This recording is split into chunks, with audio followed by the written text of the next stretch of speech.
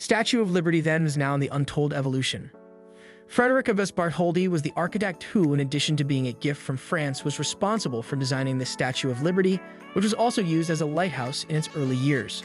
The financing for the base and pedestal, on the other hand, came from individuals in the United States, with newspaper publisher Joseph Pulitzer being one of the most enthusiastic individuals in terms of fundraising.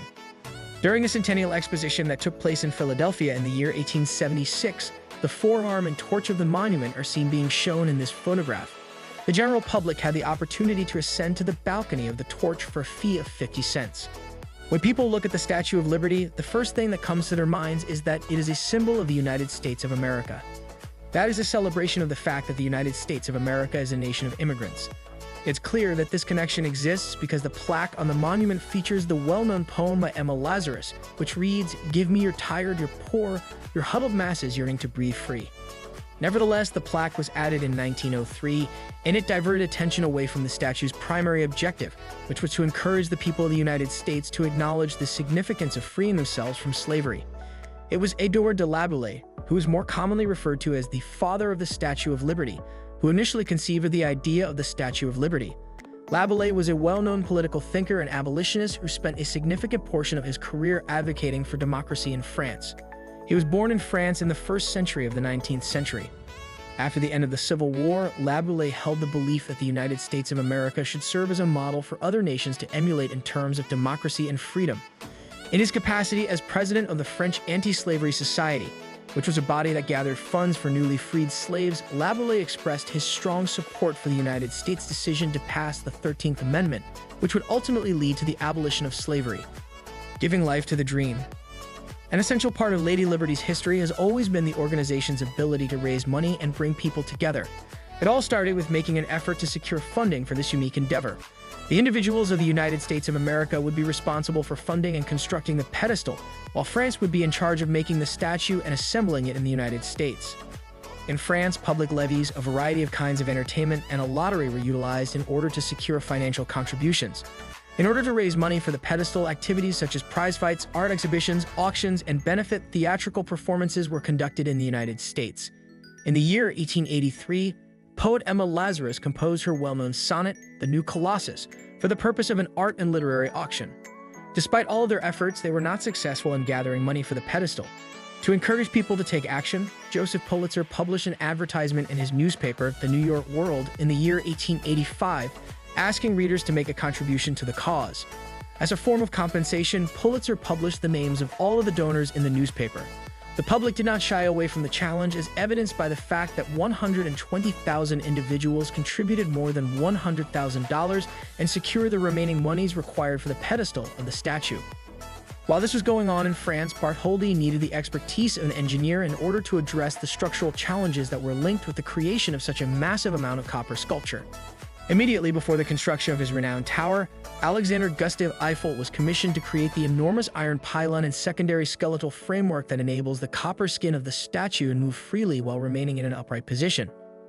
During the summer of 1865, Laboulaye hosted a gathering of French abolitionists at his home in Versailles.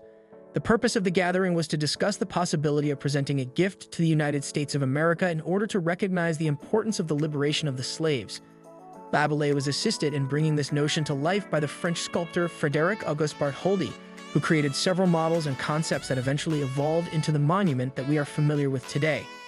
In one of the earliest models that was constructed, the statue is depicted holding the well-known torch in her right hand while carrying broken chains in her other hand. This is a representation of the movement to end slavery. Today, Lady Liberty is depicted carrying a tablet that commemorates the Declaration of Independence and commemorates the date July 4, 1776. Instead of holding the chains, she is seen clutching the tablet. On the other hand, the broken shackles are still there around her ankles. Nevertheless, they are hidden from view unless one examines them very carefully. It depicts the left hand of the Statue of Liberty while it was still in the process of being constructed. The 225-ton monument was finished being constructed by 60 workers over the course of almost 10 years. It should be noted that this figure does not include the designer Bartholdi and his assistants. Even though very few people ever see it, this insignificant detail at the base of Lady Liberty's feet exposes the real tale behind a national icon that very few people acknowledge. During the time that Laboulaye was working to get money for the monument, the original significance of the statue began to drift away. Laboulaye pitched the initiative in extremely general terms in an effort to increase the number of potential donors. This was done in an effort to raise funds. To encourage supporters to unlock their wallets, he also put the torch that she was holding in her right hand. Today, the statue is perceived as a celebration of immigration rather than its original goal, which was to honor slaves. This is because much of the original intent of the memorial has been widely forgotten. First and foremost, due to its location on Ellis Island, which is the busiest immigration inspection station in the United States. Because the Statue of Lady Liberty was the first thing that many immigrants saw when they arrived in the United States, many of them regarded it as a symbol of freedom and a beacon of hope. Although many European immigrants looked to the statue as a symbol of hope, W.E.B. Du Bois, a black civil rights activist and scholar, wrote in his autobiography that he had a difficult time feeling the same sense of hope as he sailed past Lady Liberty on his way back to the United States from Europe. This was because he did not have access to the freedoms that she promised.